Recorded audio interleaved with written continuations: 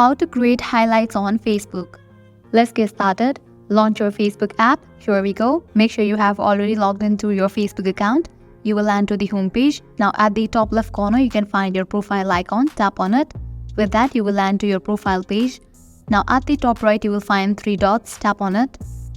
With that, you're gonna get different options. Go to the option of archive, open it.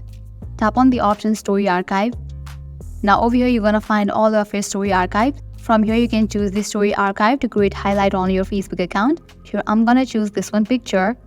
All you need to do is open the picture. At the top right, you will find the love kind of icon. Tap on it. Now you can give a title to your highlight. If you want to add videos or photos to your story highlight from your gallery, you can tap on this option of add more.